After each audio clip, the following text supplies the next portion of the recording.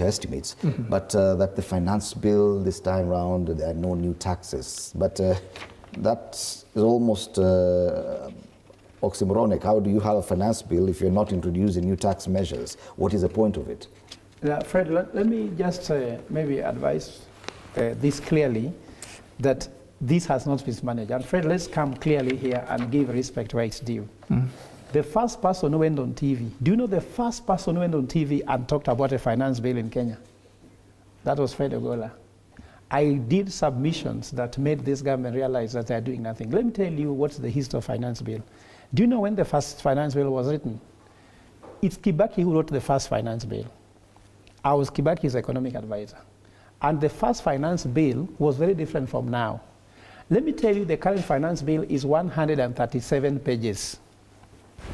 Out of the 137 pages, 130 pages are the key things where things are changing. And each page of the 137 pages, there is the word delete. Like now, on average, there are 6 delete per page. Now, Fred, let me tell you, you write your life history. Then every page of the 130 pages of your book, I have 6 deletions per page. Are we still telling the same story? So it's like you had a cloth you bought in the year 2004, because that's when the first finance bill was actually put down there by Kibaki.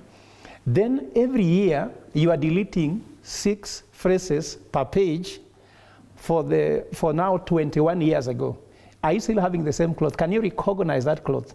If Kibaki was to come out of his grave and look at the finance bill that Ruto is having now, will he know it? So, truth be said, now let me go to answer your question substantively. There's a lot of changes taking place, and they have been done technically to hide the truth, and that's why people are thinking they should not respond.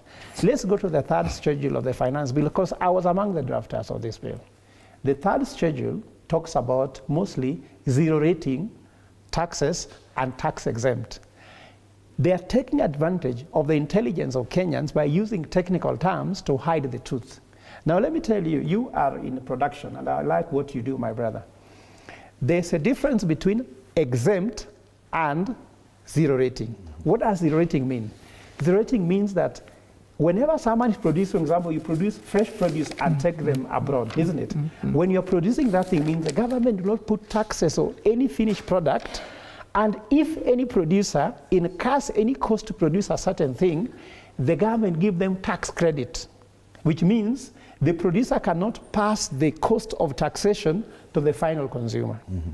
Tax exempt means that the government will not put taxes, again, on the finished product, but if a producer incurs a cost, the government will not give them tax credit. So it means they take that and put the final produce, therefore goods will become expensive. So let's say you produce chicken feeds and you get raw materials from Uganda because they are very cheap in Uganda. You have incurred taxes in the value chain. You have to add that tax, but not as a tax. You'll add it as cost of goods sold into the final good, which means that there's no reprieve. So the third schedule was revised extensively by Uhuru Kenyatta. And that's where people had got a relief. Now Ruto has reversed the whole of it. That's why I'm telling you, 6 deletions per page for 130 pages means deleting 780 phrases in the finance bill, and therefore you can recognize it. And where I want to tell you this, why Kenyans don't bother, finance bill now looks like a ritual rather than something relevant. A ritual, what do I mean? I'll give you the history. Moi never read a budget. Moi used to read price lists. They used to say mkate ni shilingi mbili, maziwa ni shilingi tano. That's what Moi did. But Moi knew Kenyans wanted to know the implication of a budget to their life. Because if I tell you milk will be 2 bob, now you know. That's why when we were growing up, when the budget was being read, everybody switched on their radio. And the next day, newspapers were bought in magnitude because you want to see the price list. Unfortunately, even there's a time, I remember when Saitoti was a finance minister, there's a time he even reduced the size of the bread so that they don't increase the price of the bread. I remember in a family of 11, When they reduced the size of the bread, we used to be 11. So I used to have one slice every time bread is bought. So when they reduced the size of bread, it came to a time when I could not get the bread because then I cannot get the 11th slice. So that's how serious it was in reading the budget.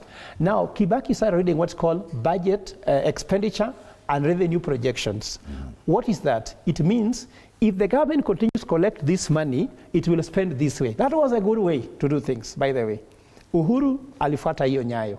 Now, what we are doing now, I call it a ritual. With Ruto, we are reading budget allocation. Revenue allocation. Know what allocation in Kiswahili means? Kutenga. Allocation means I will give you 300 billion in agriculture. I will give you, but it's not a projection based on revenue. And that's why you're seeing that the budget deficit is expanding. So those promises are being made, but they are not actual. Because if you look at what we did Kibaki was that after the budget is read, we used to present the actual, what was the projections and what was spent. Let somebody tell us his list of what was read last year, what was the projection. Then you realize that this budget, they're having too many supplementary budgets, and then the president is the one actually reading the budget. Because when you go to Nyanza, it tells you, I'll give you this one for that one, like Luo Nyanza, he's already promised them 300 billion. Mount Kenya. Is this the reason why? So he's the one actually reading the budget. Is this the reason why, for example, you see like in education, last year there was a allocation for school capitation, but then in January this year there's a serious problem that schools are not just getting the money. It means that probably these are promises, allocations that were not really met by the revenue collected. I think, Fred, last year's budget was a bit jinxed.